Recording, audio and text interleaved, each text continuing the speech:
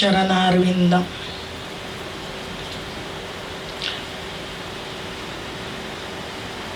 गुरु भगिनी डॉक्टर सुषमाताई वाटवे यांच्या विना पहिली गुरुपौर्णिमा सगुण देहाच्या आकाराने. सानिध्य तर सदैव आहे. आपण सारी त्यांच्याकडून घडलेली, त्यांच्यामुळे स्वामीजींच्या जवळ आलेली, संत बोधाशी निगडीत झालेली सारी मंडळी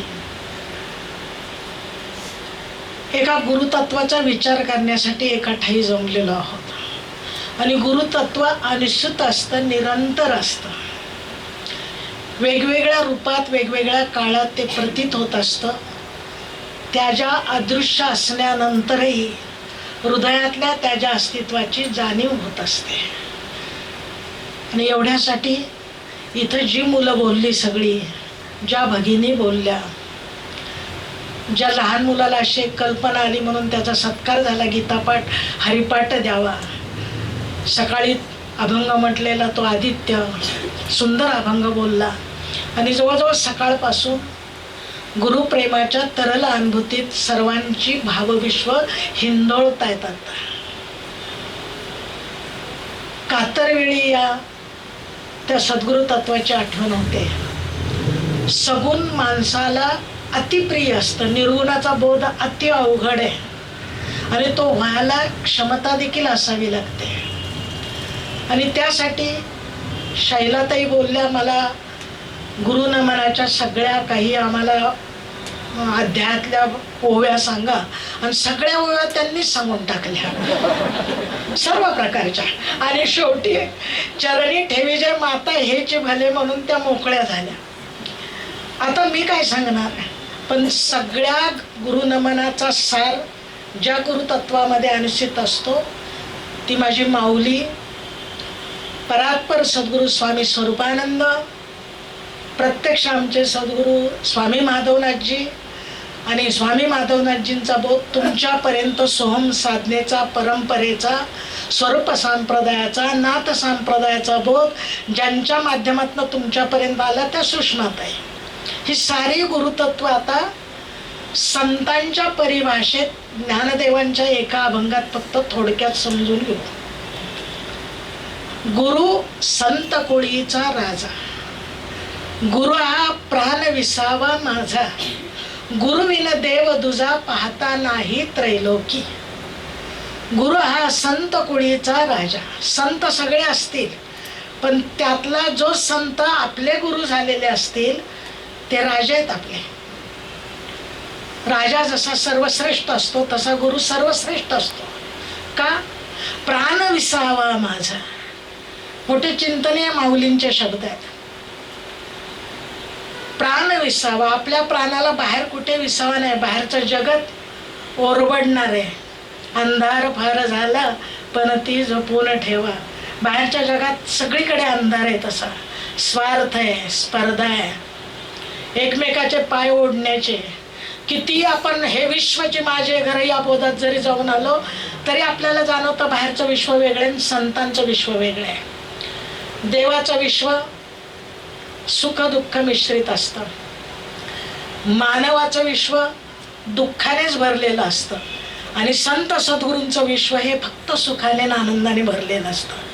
तिथं दुःख विसरण्याकरता प्राण विसावा घ्यायला जातात. आपल्या अंतकरणात कुठलेही व्यथेचे कड आले, इथे सकाळपासून मी ऐकते, अशी सारी माणसं त्यांच्याजवळ जाऊन मोकळी होत होती. तिथून जे प्रेम मिळत होतं ते किती सर्वश्रेष्ठ होतं. तेव्हा तो प्राण विसावाकडे, किंबहुना ध्यानामध्ये मन आणि प्राण एकत्र करून ज्या वेळेला कुंडलिनी जागृती केली जाते तेव्हा ते प्राण जिथे विसावायचे ते लक्षण म्हणजे गुरुचं लक्षण. प्राण विसावा माझा. इतरत्र आपले प्राण विसावत नाहीत. संसारात बघा, इथून जरा बाहेर पडलं ना, मी नेहमी सांगत असते की बाहेर प्रत्येकाच्या चिंता, विवंचना, काळजी बाहेर ठेवल्या गेल्या आता सद्गुरूच्या ताकदीने. आणि तुम्ही इथून बाहेर पडला, त्या पायऱ्या क्लिनिकच्या उतरल्या आता, तर दुसरं क्लिनिक सुरू होणार आणि ते सगळं येऊन डोक्यामध्ये बसणार. इथे प्राण विसावा, इथे सगळं विसरलं जातं. आपली आठवण सुद्धा राहत नाही ते गुरुतत्व. गुरु हा प्राण विसावा माझा, गुरुविन देव तुझा पाहता नाही त्रैलोकी. कोणता देव? ज्याने हा रस्ता दाखवला, चालो वाटे जाता तुझाचे आधार. क्षणाक्षणाला आठवण होईल, काय अवघड नाही त्यात. आणि नाही झाली तर तुम्ही कृतज्ञ असाल. झाली याच्याबद्दल कौतुक करण्याचं कारणच नाही, यायलाच हवी ती. स्पंदनाबरोबर हृदय जसं स्पंदन करतं तसं ते सद्गुरु तत्व आपल्याला आठवायला पाहिजे. त्याच्याशिवाय दुसरा देवच नाही. संत साहित्यात इतक्या सुंदर गोष्टी आहेत की तुकाराम महाराज वैकुंठाला गेले आणि हे निळोबारायांना माहित नव्हतं. उशिरा कळलं. आता सारखा लगेच मोबाईल नव्हता, हॅलो गेले काय 1 मिनिटात नाही. अंतकरण जरी त्यांच्याजवळ होतं तरी ती गोष्ट कळायला त्यांना थोडा अवधी लागला. आणि मला न सांगता ते वैकुंठाला कसे गेले याचं निळोबारायांना अत्यंत वाईट वाटलं. आणि निळोबारायांनी उपोषण आरंभलं. बरं ते काय आताच्या पुढाऱ्यांसारखं उपोषण नाही, खरं खरं उपोषण, अगदी त्यांच्या प्रेमावर असणारं उपोषण. अन्न पाण्याचा त्याग करून निळोबाराय 13 दिवस बसून राहिले होते तुकोबारायांना भेटण्यासाठी, गुरूंना भेटण्यासाठी. आता तुकोबाराय तर वैकुंठाला गेले होते. भगवान त्यांना सोडायला तयार नव्हते. भगवंत म्हणाले तू आता इथंच थांब, माझ्याकडनं तुला कसं परत पाठवू, मला आनंद मिळायला पाहिजे, मी निळोबाकडे जातो. म्हणून पांडुरंग वैकुंठातून निळोबाराय जिथे उपोषणाला बसले होते तिथे आले. त्यांनी निळोबारायांच्या मस्तकावर हात ठेवला. हात ठेवून मस्तकी देवनी प्रसाद केले सुखी. आणि डोळे निळोबारायांनी डोळे उघडले. त्राण नव्हतं, व्याकुळ अवस्था झाली होती, विकल अवस्था झाली होती. पाहिलं, डोळे चोळले आणि विचारलं कोण तुम्ही? ओळखवाले नाहीत. पांडुरंग परमात्मा निळोबारायांना. अरे पाहा ना माझ्याकडं, सुंदर ते ध्यान, तुषार मकर कुंडले. तू तुकोबारायांचा ना, तू मला ओळखलं नाही. निळोबारायांचं फार सुंदर वाक्य पहा. येथे तुझ लागी बोलाविले कोणी, येथे तुझ लागी बोलाविले कोणी, प्रार्थिल्या वाचून आलासे का? कुणी प्रार्थना केली म्हणून आपण इथे आला? पाचार्याला विना येथे येण्याचे काय कारण? अरे मी पांडुरंग, तू ज्यांना बोलवतो ते माझी भक्ती करतात, मी स्वतः आलोय. निळोबारायांचं वाक्य फार सुंदर आहे. निळा म्हणे आम्ही नोळकोची देवा, निळा म्हणे आम्ही नोळकोची देवा, तुकयाचा धावा करीत असो. एक ट्युनिंग जुळलेलं असतं गुरूंच्या बरोबर आपलं, ते देवाबरोबर सुद्धा जुळत नाही. डायल्यूट झालेला देव म्हणजे सद्गुरू. तो फार कठोर आहे. भक्ता राखे पायापाशी, दुर्जनाशी संहारी. त्याच्याजवळ सर्व काळ दया असेल असं नाही, पण परिपूर्ण प्रेमाच्या दयेच्या आकाराने गुरु तयार झालेले असतात. म्हणून एक वेळ देव विसरला तरी चालेल, पण गुरूंना विसरता कामा नये. गुरु विना देव तुझा, दुसरा देवच नाही आपल्याला. गुरु गोविंद दोनो खडे, काके लागू मै पाव, बलहारी मै श्री गुरु के, जिने गोविंद दियो दुखाव. सुषमाताईंनी सांगितलं म्हणून परमार्थ कळला. सुषमाताईंनी सांगितलं म्हणून ओवी कळायला लागली. त्यांनी सांगितलं अभंगाचा अर्थ समजायला लागला. त्यांनी सांगितलं म्हणून संसार कळायला लागला. त्यांनी सांगितलं म्हणून साक्षेपी राहावं वाटलं. त्यांनी सांगितल्यावरून ना ओळखायचं कुणाला? आणि खरे गुरु कुणाला कळले तर ज्यांना गुरुतला देव कळला. गुरुला देव मानणं हे फार मोठेपणाचं लक्षण आहे. स्वतः लघुत्व घेतलं तर गुरुत्व कळतं. कुणी लघुत्व घ्यायलाच तयार नाही, मीच गुरु.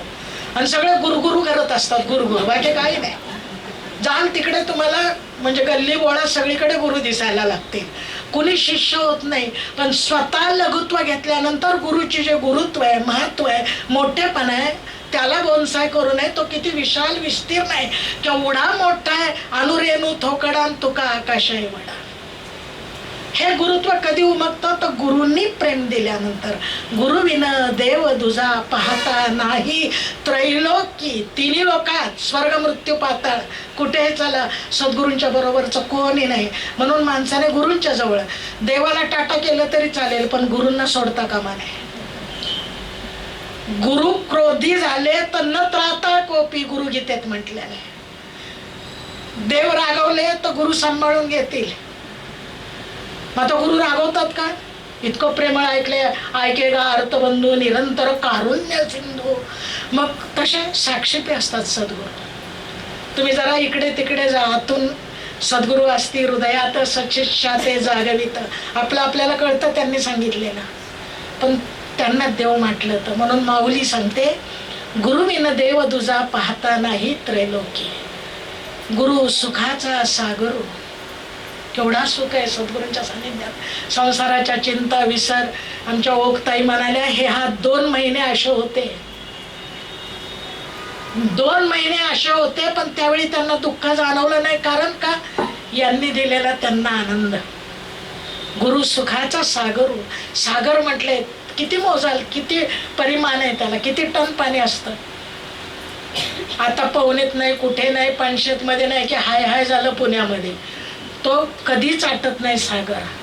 अपूर्यमान माचलम समुद्रम अपा यद्वत प्रवशंती.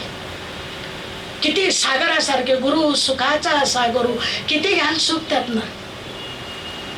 बरं, ते देताना त्यांच्याकडे अशी काही घरं नाहीत. सापाच्या तोंडात गेला तर खाली याल, शिडवर गेला तर वर जाल, आणि 4 घरं पाठीमागं राहाल. परिपूर्ण देताना संत सज्जनी मांडले दुकान. जे जया पाहिजे ते आहे रे. तुम्हाला आरोग्य पाहिजे, माझ्याकडे आहे. ताप बरा करायचा आहे, डॉक्टरांच्याकडे जायचे आहे. फिजिओथेरपी पाहिजे आहे, संसार पाहिजे आहे, नवऱ्याला समजावून सांगायचे आहे, आणि देव पाहिजे का तो सुद्धा आहे. काय मागायचं तुम्ही ठरवा. कशातनं सुख मिळणार ते. त्यांनी दुकान सरच मांडलेले आहे. काय नसतं सद्गुरूंच्या. रिद्धी सिद्धी चवर डुलाये. रिद्धी सिद्धी चौरी ढाळत असतात त्यांच्याकडं. जिथं जिथं चरण पडतील तिथे तिथे तीर्थ होत असतं. गुरुमहिमा अति विलक्षण आघात आहे. काय आपल्या छोट्याशा बुद्धीला काढणार आहे एवढूसा मेंदू. त्याची क्षमता किती GB कोणाला माहिती. आणि जसं 1 GB मध्ये काही बसत नाही, तसं मेंदूच्या GB मध्ये गुरूंचं तत्व आकलन होत नाही. लक्षात ठेवा. गुरु सुखाचा सागरू. गुरु प्रेमाचा गुरु. प्रेम आहे. प्रेम म्हणजे गुरु. Unbodied Joy. सगळं सद्गुरूच्या तत्वातनं आलेलं असतं. त्या रूपाने आपल्या समोर असतात. ते आपण या गुरुपौर्णिमेला जाणायचं. तशा ताई होत्या. आपल्याला कळलं त्यांचं प्रेम. सकाळी कोणतरी एक भगिनी, आता मला नाव आठवत नाही, पण मला त्यांनी पोळ्या करून घातल्या. प्रेम कळलं ना. दासबोध सांगितलं का ज्ञानेश्वरी सांगितली, त्यापेक्षा पोळ्या करून देतानाच जे प्रेम आहे. प्रेम प्रत्येकाला कळतं. जनावराला सुद्धा कळतं. रानच्या पाखराला शिळ घातली तर ते सुद्धा जवळ येतं. किती त्या साक्षेपी कठोर कडक शिस्तीच्या होत्या, तरी त्यांचं प्रेम मी सुद्धा अनुभवलं आहे. मी ज्यावेळेस पुण्यामध्ये 77ला सद्गुरूंच्याकडे आले होते, आणि 94 साली एक मोठं ऑपरेशन, काय ते फायब्रॉइड म्हणतात ते होतं, आणि ते काढायचं होतं. तुम्हाला डॉक्टर लोकांना कळेल. तुका म्हणे, अरे माझं कोणी नाही घरी. पुण्यामध्ये माझा म्हणजे स्वामीजींचं घर, त्यांचा परिवार, हे माझं घर. मी ज्यावेळेस इथे श्री क्लिनिकमध्ये फडणीसांच्याकडे होते, मला भूल देण्याच्या पूर्वी ते डॉक्टर वगैरे आले. मला त्या ह्याच्यावर झोपवलं होतं टेबलवर ऑपरेशन करण्याच्या अगोदर. मी फक्त डोळे उघडून अगोदर स्वामीजींना एक फोन केला. स्वामीजींनी होय म्हणून ठेवून दिला, आशीर्वाद दिला. मी डोळे उघडले तर माझ्या डोक्याशी सुषमाताई. साक्षीपी. प्रेम कसं, कुठल्याही क्षणाला प्रेम. परमार्थात तर होतच होतं, प्रवचन कीर्तनात होतं, भक्तीत होतं, पुण्याच्या कार्यक्रमात होतं, जी जवळीक प्रेम मिळालं ते. पण अशाही वेळी प्रेम म्हणजे त्यांनी सांगितलं त्या डॉक्टरांना, यांचं काय काय काढायचं आणि काय काय ठेवायचं त्यांच्याकडे स्वाधीन केलेलं. आज जी उभे नाही येते, आम्ही काही कर्तव्य नाही. आमचं येणं ही आमचं अंतकरणातली भावना आहे माझी इथं येण्यामागे. की जे प्रेम, प्रेमाचा आगरू म्हणलेले, आगर आहे. आणि आगरात जसं उत्पन्न होतं ना, तसं गुरुच्या जवळ प्रेम उत्पन्न होत असतं. ते प्रेमाचे कण टिपता आले पाहिजे. त्याला ज्ञानेश्वरीत एक फार सुंदर ओळी, चंद्रकिरण कोवळे माझी चंद्रकिरणामध्ये माझी अमृतकन कोवळे, ते वेचती मने मवाळे चकोर तलगे.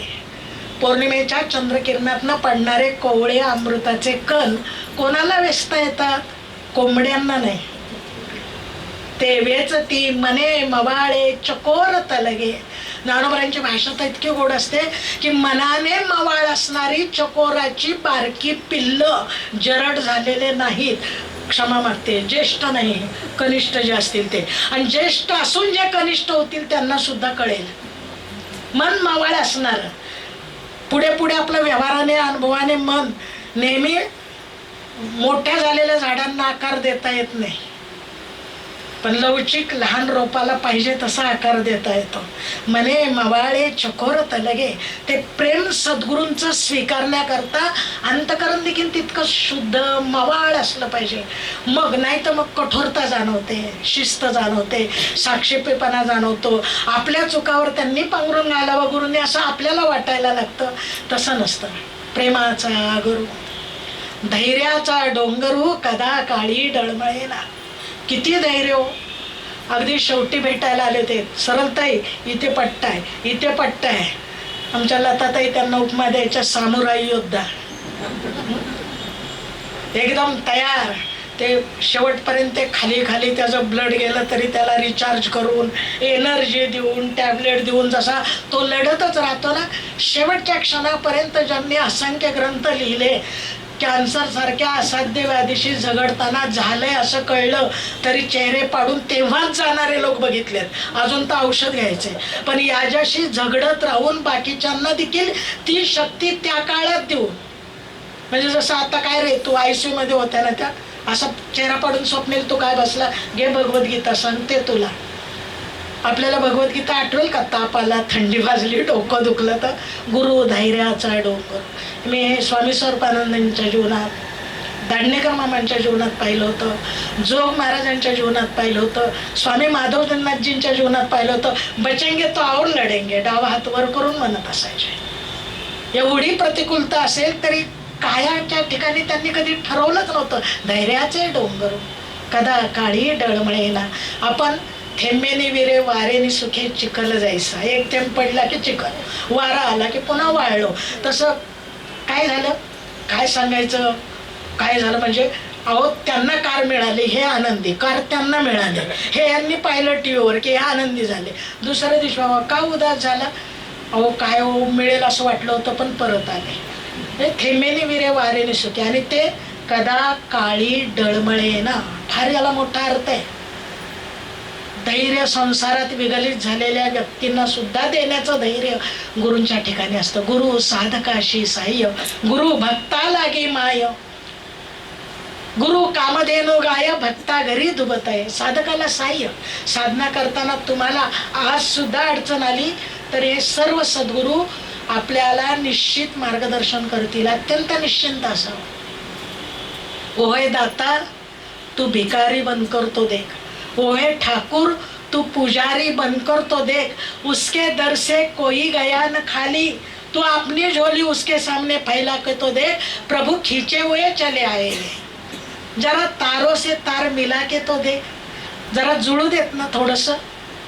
बाहेर गेला तर कव्हरेज क्षेत्राच्या बाहेर मोबाईल असला तर लागत नाही, आणि आपला तर रिचार्ज पण झालेला नसतो कव्हरेज क्षेत्राच्या बाहेर, आणि चार्जिंग उतरलेलं, आणि आपण बसतो पुढे, ध्यान लागत नाही. गुरु साधकाशी साह्य, गुरु भक्ता लागे माय. कोणाची आई बनते गुरु माता, गुरु पिता. कोणाची आई गुरु बनत असतात? भक्त. अवघड व्याख्या, विभक्त न व्हावे तरीच भक्त म्हणवावे. त्यांच्या विचारापासून वेगळं नाही. जे सद्गुरूंचे विचार ते सांगतात, मी पाठीशी आहे.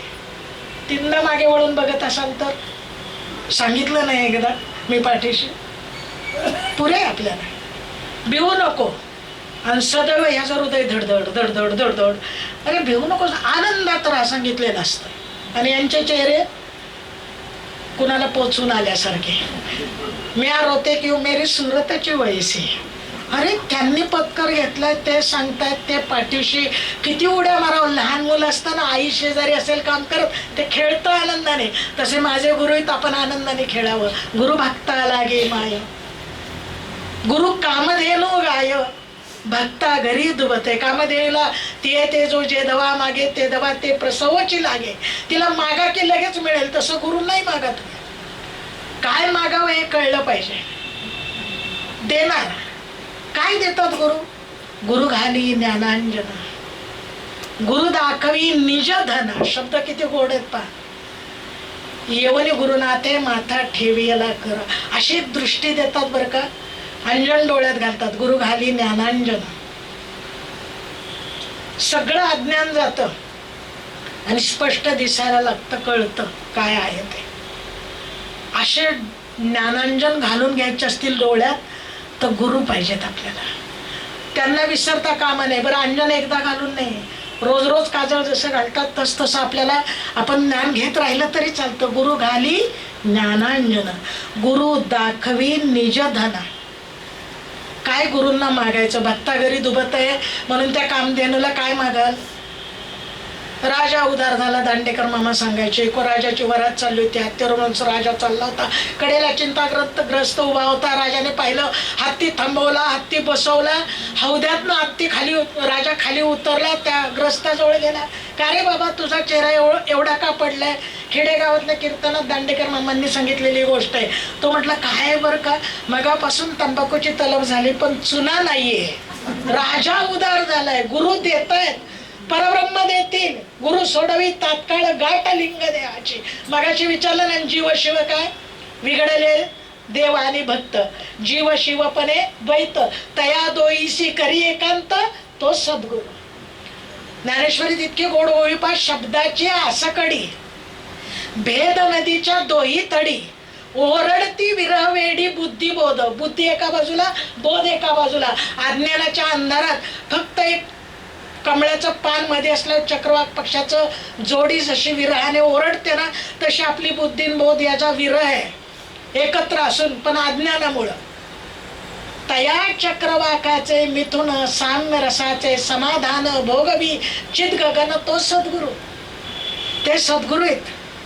ते बुद्धीचा आणि बोधाचा आपली भेट घालून देतात. नाही तर बोध एकीकडे असतो, बुद्धी एकीकडे असते. सगळ्याला सद्गुरूंचा बोध ग्रहण होतोच असं समजू नका. तुमचे 5 mm ची का 15 mm ची का 2.5 mm ची, बघा आपली वायर किती करंट त्यातनं पास होईल. ते जर एखाद्या फोर्स मधनं येणाऱ्या नाळ्याच्या खाली वाटी ठेवली तर ती पाण्याने भरते का? गडवा तांब्या लोटी ठेवली तो किती भरतो? हंडा ठेवला तो किती भरतो? रांजण ठेवला तो किती भरतो? मोठं एखादं कॅन म्हणतो आपण, पिंप म्हणतो, ते ठेवलं ते किती भरतं? आणि तो मोठा नळ एखाद्या तलावात टाकला तर तो तलाव किती भरतो?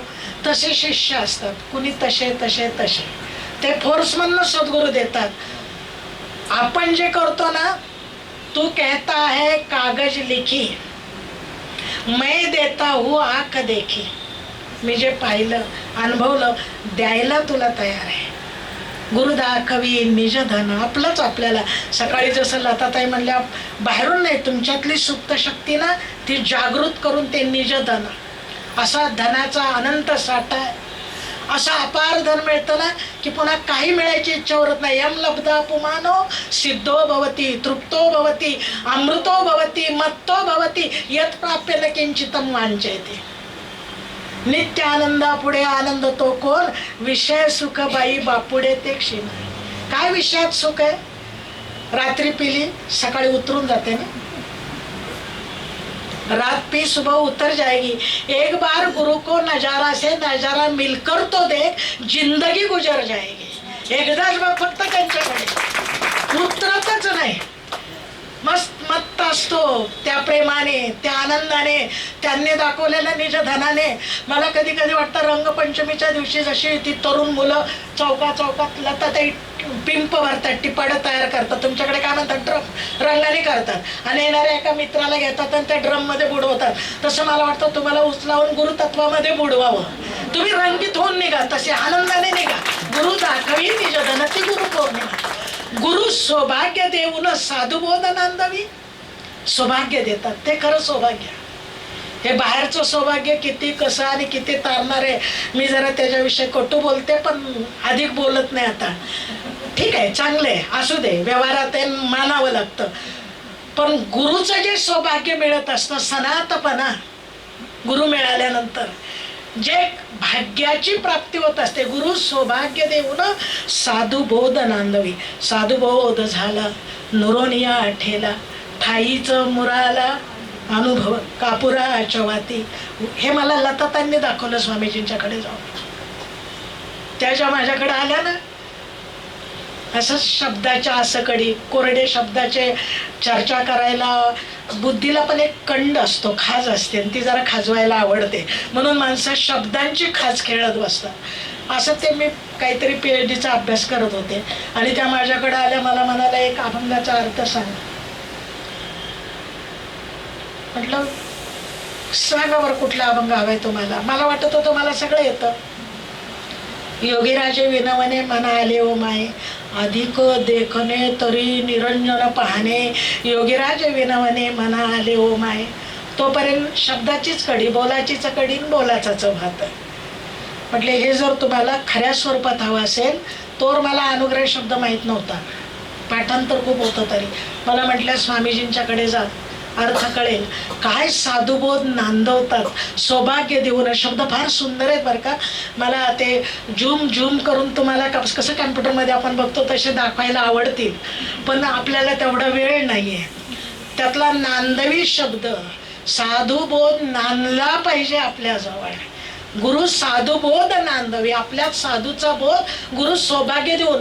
लग्न झालं म्हणजे नांदतात असं नाही. महिन्यात 6 दिवसात, 8 दिवसात, 15 दिवसात कुठं फिरायला गेले, तिकडून आले तरी डिवोर्स होतो. त्याचं काही सांगतात नाही, नांदत नाही तो बोध, सौभाग्य मिळालं तरी.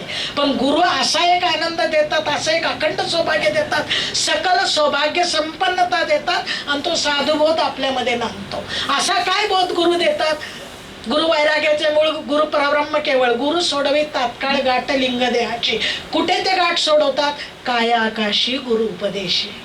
तारक मंत्र दिला आम्हाशी, बाप रुक्मादेव वरासी, ध्यान मानसी लागले. याच कायाकाशीमध्ये शिवस्वरूप असणारे सद्गुरु तो उपदेश देतात. काया आकाशी गुरु उपदेशी.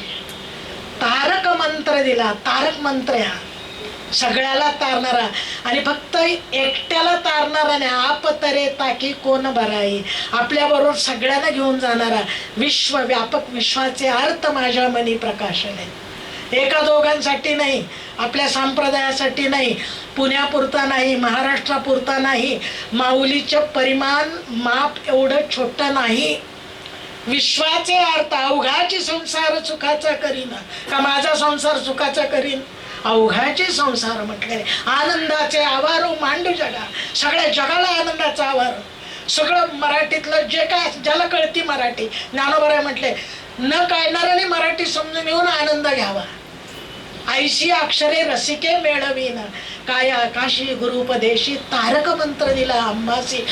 काय तो मंत्र आहे? मंत्र जपायचा का नुसता नाही, ध्यानेन आत्मना पश्यति. म्हणून सोहम साधना. सकाळी प्रश्न विचारला होता, जप आहे का बोध आहे का ज्ञान आहे? ज्याची जितकी पात्रता त्याला तो तसा आहे. ज्याला जपच करायचा आहे त्याला तो जप आहे, ज्याला त्याचा बोध करून घ्यायचा आहे त्याला बोध आहे, ज्याला त्याचं ज्ञान करून घ्यायचं आहे त्याला ज्ञान आहे, ज्याला त्याची साधना करायची ती साधना आहे. सद्गुरू ते देतात आणि आपल्याकडनं करून घेतात. आपल्यातले सगळे विकार अवगून जातात आणि सद्गुण येतात. लता त्यांनी सकाळी प्रकृती बदलते सद्गुरूंच्या सान्निध्यात गेल्यावर. आता जसं त्यांनी सांगितलं, ITतला घोल पियायला सुद्धा वेळ नव्हता, आता तो किती बदलला. आज युवा पिढीला सुद्धा घडवणारा हा आनंद, त्यांच्यातला बदल.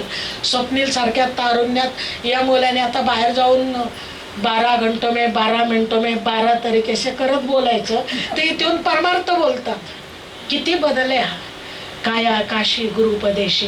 हा ताईंच्या माध्यमातून तुमच्या सगळ्यांच्या मध्ये आमच्या सद्गुरूंनी घडवला, तुमच्या आमच्या सगळ्या सद्गुरूंनी घडवला.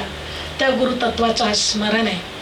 त्याच्याविषयी प्रेम असावं, काम नसावं. काम वासना आहे, प्रेम उपासना आहे. आणि त्या प्रेमाने जर आपण उपासना केली तर ते गुरुत्वाला खूप आनंद वाटतो. कुठलाही कोणाचाही मत्सर नसता, आपल्याविषयी कुठलाही अहम भाव नसताना. मी माऊलींची शेवटी ओळी सांगते, फार गोड होई ते. सांडो निमिटपणाचा लोभू, मिटे सिंधुत्वाचा घेतला लाभू. तेवी अहम देवनी शंभू शांभवी झालो. मला स्वतःला नाव नाही, रूप नाही, मी कुणाचा, जसं गोंदलेकर महाराज म्हणायचे, अरे एकदा तरी म्हण की मी रामाच आहे, तसं आपण म्हणावं एकदा तरी की मी गुरुच आहे, त्यांचा आहे, माझं नाव रूप नाही, मी कोणी नाही, नाही रे मी कोणी नाही रे, सद्गुरू सर्वाटाई रे. हा बोध गुरुपौर्णिमेच्या निमित्ताने माझ्या ज्येष्ठ भगिनी, गुरुतुल्य असणाऱ्या डॉक्टर सुषमाताईंनी तुमच्यात तसा ओतला. आयुष्यभर स्वसंसाराकडे दुर्लक्ष करून संतांची प्रमाणे जाळूनी संसार वैसलो अंगणी, संसाराच्या नावे घालून या शून्य वाढता हा पुण्यधर्म केला. म्हणून एक मंजिरी एकच कन्या होती, पण आज मंजिरीला किती बहिणी मिळाल्या, मिलिंदला किती भाऊ मिळाले, किती मावशी काकी मिळाल्या. जेव्हा व्यापक होऊ, आणि जेवढं व्यापक होऊ त्यात सुख आहे, एकदेशीय नाही. हा त्यांचा प्रेम, त्यांचा बोध, त्यांचं स्मरण गुरुतत्वाच्या दृष्टिकोनातून माऊलीच्या अभंगातनं थोडं वेळेच्या अधिक मी केलं, त्याबद्दल एक थोडीशी क्षमा मागते. पण प्रवचनकाराची भूमिका असल्यामुळे कुठे थांबायचं कळत नाही. लताताई सांगतात, मला शायलाताईंचं खूप आवडलं. सकाळी एक्झिस्ट कधी घ्यायची ते कळलं पाहिजे. एकदम एंट्री करायचं कळतं सगळ्यांना, पण बाहेर थांबायचं पण आपल्याला कळलं पाहिजे. अजून आपण लताताईंचं ऐकाल, पण एक विनंती करेन की जेव्हा जेव्हा बोलाल ना, तेव्हा तेव्हा संतांचे जे आपण नाव घेतो ते एकेरीने, म्हणजे ज्ञानदेव म्हणतात, तुकाराम म्हणतात असं नाही. म्हणजे ते वारकरी पंथामध्ये कसं होतं किंवा श्रेष्ठ व्यक्तींना, हल्लीचे कसे ते निवेदक, सचिन तेंडुलकर असं म्हणाला, जो लोक आहे तिचा मित्र आहे त्या निवेदिकेचा, ते किती मोठे असतात, केवढे पराक्रम केले. 100 सेंचुरी आपल्याला एक काढता आली नाही, त्यातली अर्धी झाली नाही, आणि त्यांनी काढल्या. पण त्यांच्या म्हणजे तसं संतांविषयी देखील बरं का आदरार्थी माऊली माऊली माऊली स्वामीजी. तसं आता म्हणजे मगाशी उमाताई म्हणल्या तसं लताताई त्यांच्या वर्ग भगिनी असतील, पण आता एका गुरुतत्वाचा अंश आहे सगळेजण. सुषमाताई ह्या तुमचे सद्गुरू असतील, पण तुम्ही नुसतं सुषमाताई नाही, एक वेगळ्या पद्धतीने. कुठलाही वारकरी गेला, चला आळंदी टू पंढरी, ज्ञानबा तुकाराम भजन म्हणत असतील, पण बोलताना ते काय म्हणतात, माऊली माऊली माऊली. परत जाऊन आलो तरी माऊली.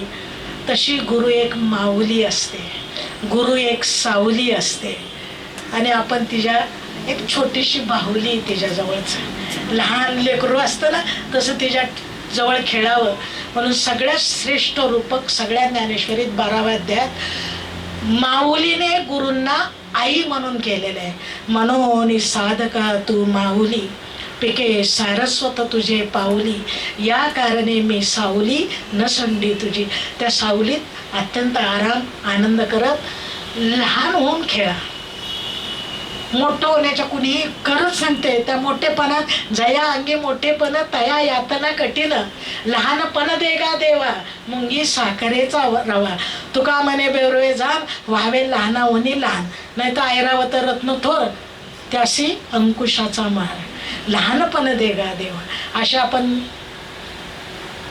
माझ्या गुरु भगिनी गुरुतत्व स्वरूप झालेल्या डॉक्टर सुषमाताईंच्या जवळ तितकीच लहान निरागस बाळ होऊन त्या गुरूंच्या, त्यांचे गुरु त्यांचे गुरु त्यांचे गुरु, अशा परात्पर सर्व गुरूंच्या अंगणात चिमणी पाखरवून खेळू, तर तो आपल्याला आनंद कवेत घेता येईल, त्याचा आस्वाद घेता येईल.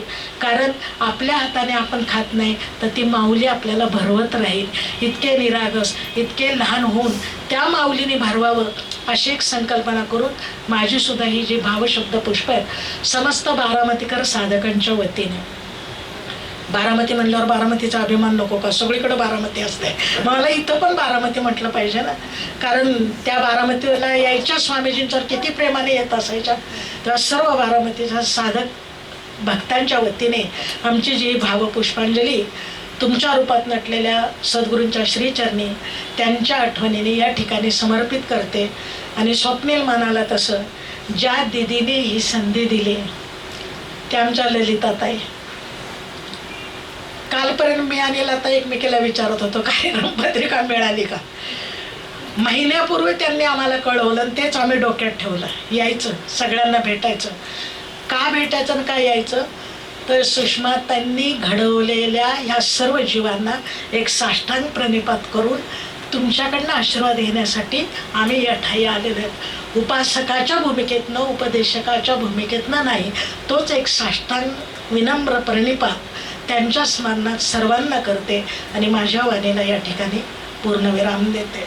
एक वेळ वारकरी संप्रदायाप्रमाणे सकाळपासून गजर झाला नाही, म्हणून मला काही ते बरं वाटणार नाही. पुंडलिका वरदे हरी विठ्ठल श्री ज्ञानदेव तुकाराम माऊली ज्ञानेश्वर महाराज की जय, जगद्गुरु तुकाराम महाराज की जय, परमहंस सद्गुरु स्वामी माधवनाथ महाराज की जय, सब सद्गुरुनाथ की जय. ज्यांचे जे सद्गुरू